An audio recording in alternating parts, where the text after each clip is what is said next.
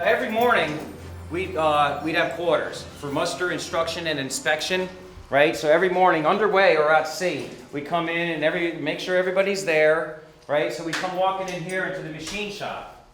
This is on the main deck. Oh no, the second deck down. And whoever got here first got to have a seat up on these benches, which are kind of full now because we got a machinist that actually works here now as a volunteer. His name is Bill Maggio. And he runs our machinery, our lathes and stuff. But this would be full of machinery repairmen. So we crowd 60 guys in here, and one guy would take muster. And if there was anything to say to the division at the time, that would be called out in quarters. So every morning at quarters, I think it was 7 or 7:15 a.m., we'd all be hanging out in here. And there was always these shavings were everywhere. These shavings were everywhere. And one time, the captain came down here, and there was no shavings, right? Because he didn't think people were working, right? So he would and they were like, well, no, we clean up our shop. So they'd save the shavings, right? And had bags of it. So whenever they knew that the captain was coming in, they'd throw it all over the floor. Oh, look how busy we are, just to say, and he wouldn't mind, or he wouldn't say anything, but if it was clean, he didn't think anybody was working. Now in here is where they kept the logs and stuff like that for the MRs and a lot of the stuff that we had in A-Gang. There was an old TV up here, so this was like the break room. They had an old TV up here. A lot of the TVs are gone today. If we could find old 80s TVs, we definitely install them. Would we get them working again?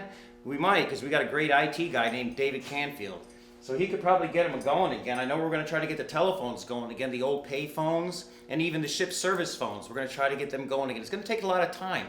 But there used to be a table here, and the desk is still there, and this is where they would take breaks. They'd eat chow down here sometimes too. And after cruises, when we came off of some 6-month cruises, the guy's name was Dominic Pellicciati. He was from Pennsylvania. And his parents would actually show up, and they would bring a lot of big spaghettis, and they would feed the whole division. Yeah, great guy. I haven't seen him in 30 years. Well, yeah, this was the machine shop. I wish they could bring in more places, like down to engineering and stuff like that, but a lot of it is secured for safety reasons and things like that. So slowly but surely, we're going to open up the whole ship, and that's going to be a good day.